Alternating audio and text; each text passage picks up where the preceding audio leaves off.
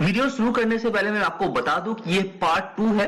Part 2 देखने से पहले मैं रिक्वेस्ट करूंगा आप पार्ट 1 पहले देख लीजिए, तो ये समझने के लिए बहुत इजी हो जाता है। तो सुजलॉन एनर्जी का सेकंड पार्ट शुरू करते हैं कंपनी का ऑर्डर बुक से।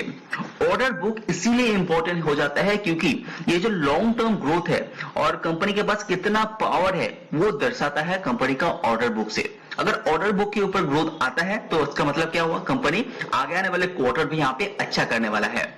तो अगर आप ऑर्डर बुक को डिटेल्स में देखते हैं तो रिसेंट ऑर्डर बुक के अनुसार कंपनी के पास आगे आने वाले 5 क्वार्टर का जो कैपेसिटी है, यानी कि कंपनी कामकाज करके देगा, तो वो ऑर्डर बुक ऑलरेडी मौजूद है।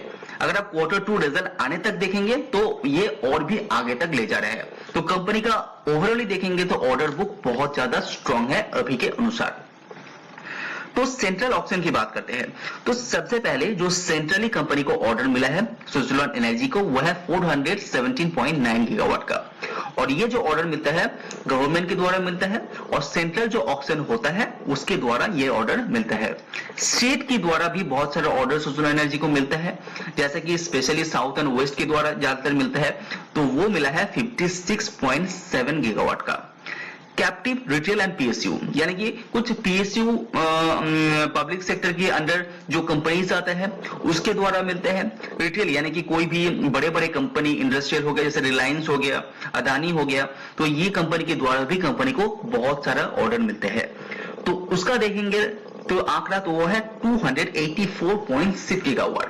तो तीनों को मिला देते हैं तो सितंबर 2022 तक कंपनी के पास 760 गीगावाट की आसपास 60 मेगावाट के आसपास कंपनी के पास ऑर्डर बुक यहाँ पे मौजूद है।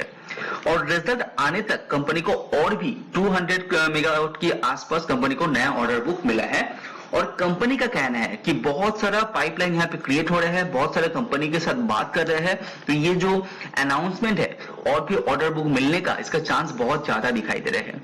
अगर लास्ट कुछ क्वार्टर से कंपेयर करते हैं तो कंपनी का ऑर्डर बुक यहाँ पे स्ट्रॉन्ग दिखाई दे रहे हैं। तो अभी चलिए कंपनी का बैलेंस शीट को थोड़ा सा समझने की कोशिश करते हैं।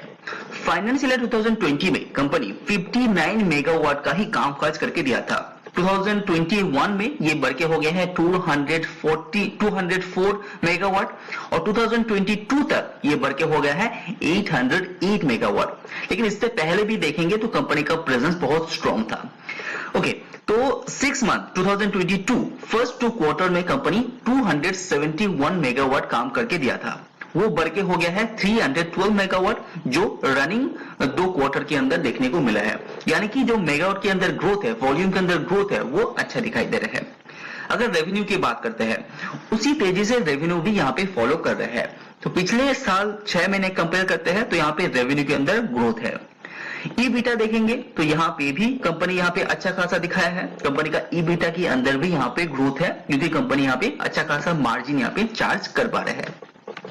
कर्जे की बात करते हैं, जहां पे 2020 में 13,000 करोड़ का कर्जा था, मार्केट कैप से भी ज्यादा, उसको कंपनी रिस्ट्रक्चर करने के बाद कंपनी के पास 2021 तक 6,373 करोड़ का कर्जा ही मौजूद था। 22 में और भी कम कर दिया। फर्स्ट हाफ 23 में सब पे आउट करने के बाद कंपनी के पास 2,723 करोड़ का ही कर्जा मौजूद था। तो आप देख पा रहे हैं किस तेजी से कंपनी अपने कर्जे को यहाँ पे कंट्रोल करने की कोशिश कर रहे हैं, बहुत तरीके से। यहाँ पे कंपनी थोड़ा सा जो अपना शेयर है उसको डायल्यूशन किया गया है और स्पेशली राइट इशू के बाद, आपको पता होगा सुजलॉन एनर्जी रिसेंटली एक राइट इशू लाया था, उसके बाद कंपनी का जो कर्जे का सिचुएशन है वो है 2,139 करोड़। तो राइट इशू के दौरान भी कंपनी जो पैसा रिलीज किया था वो कंपनी पे आउट भी किया है। Subscribe now and press the bell icon. Company latest quarter में 160 मेगावाट का जो वॉल्यूम है उसको कंप्लीट करके दिया है, जो लास्ट ईयर इसी क्वार्टर से कंपेयर करेंगे तो यहाँ पे ग्रोथ आपको नजर आ रहा है। कंपनी का रेवेन्यू के अंदर भी ग्रोथ है, ईबीटा में भी ग्रोथ है, लेकिन कमोडिटी जो प्राइस है वो थोड़ा सा कंट्रोल में आने के कारण कंपनी थोड़ा सा स्टेबल दिखाई दे रहा है। और साथ ही मैं आपको बता दूं, जब भी कमोडिटी प्राइस यहाँ पे इंक्रीज हुआ है और सुजलॉन एनर्जी के पास इतना पावर था कि ये पास ऑन कर दे पाए कस्टमर के ऊपर, और एक कंपनी करके भी दिया था, इसीलिए कंपनी का जो ऑपरेटिंग मार्जिन है उसके अंदर थोड़ा सा बढ़ोतरी आपको देखने को मिला है। मार्जिन के अंदर इसीलिए कंपनी के ऊपर बहुत दबाव यहाँ पे कम था। और कंपनी का जो बैलेंस शीट है वो हेल्दी दिखाई दे रहा है लेटेस्ट क्वार्टर के अनुसार। साथ ही साथ कंपनी का जो फाइनेंशियल कॉस्ट है उसको भी कंपनी ने कंट्रोल किया है।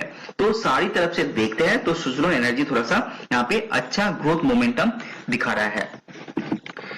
उसके बाद कंपनी का जो एम्प्लॉय एक्सपेंसेस है वहां पे भी कंपनी यहाँ पे कंट्रोल दिखाया है। अगर अब नेट कर्जे की बात करते हैं तो करीब करीब 50% कंपनी सुज़लोन एनर्जी का अपने कर्जा को यहाँ पे कम करके दिखाया है। और राइट इश्यू के बाद कितना कंपनी ने पे आउट किया है 583.50 करोड़ का। तो टोटल जितना भी पैसा कंपनी ने रेज किया था उसमें से इतना पैसा कंपनी ने नेट कर्जे को कम किया है और बाकी कंपनी पैसा इस्तेमाल करेगा ऑपरेशन के कारण।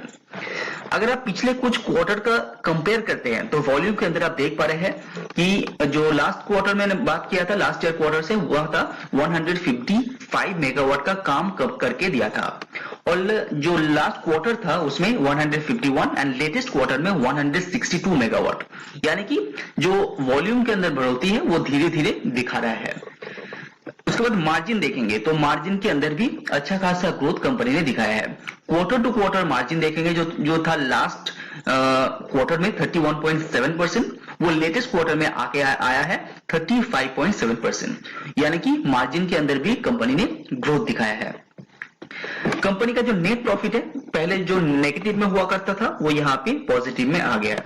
जो लास्ट क्वार्टर था वहां पे थोड़ा सा एक्सेप्शन था तो इसीलिए वन टाइम थोड़ा सा गेन हुआ है कुछ पर्टिकुलर प्रोडक्ट यहाँ पे सेल करने के कारण, और साथ ही साथ कंपनी ने कुछ पैसा डायल्यूशन भी किया था। तो इस कुछ कारण की वजह से कंपनी का नेट प्रॉफिट भी यहाँ पे धीरे धीरे एक स्टेबिलिटी कंपनी ने यहाँ पे दिखाया है।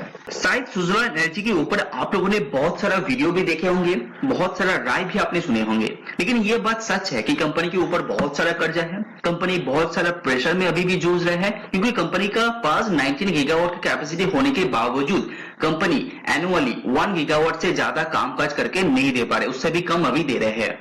तो इसका मतलब यह है कि कंपनी के पास कैश का कमी बहुत ज्यादा है। अगर कंपनी कैश रिच हो जाता है यानी कि कैश का जो क्रंच है उसको कंप्लीट कर पाता है तो कंपनी फ्यूचर में बहुत बढ़िया काम कर सकते हैं।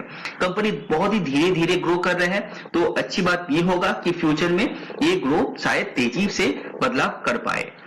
तो अच्छी तरह से रिसर्च कीजिए। अगर आपको लगता है कि ये रिस्क आपके लिए सही है तो इसके ऊपर रिसर्च कर सकते हैं, अपन लॉन्ग टर्म के अंदर निवेश कर सकते हैं। रिसेंटली इंडियन गवर्नमेंट जिस तरह से इस पर्टिकुलर कंपनी को पुश कर रहे हैं यानी कि सब विंड सेक्टर कंपनीज को पुश कर रहे हैं, शायद लग रहा है कि लॉन्ग टर्म ग्रोथ बहुत ही अच्छा होने वाला है। तो रिसर्च कीजिए उसके बाद ही निवेश कीजिए। वीडियो पसंद आए तो लाइक जरूर कीजिए। आज वीडियो में इतना ही। सी यू ऑन नेक्स्ट वीडियो।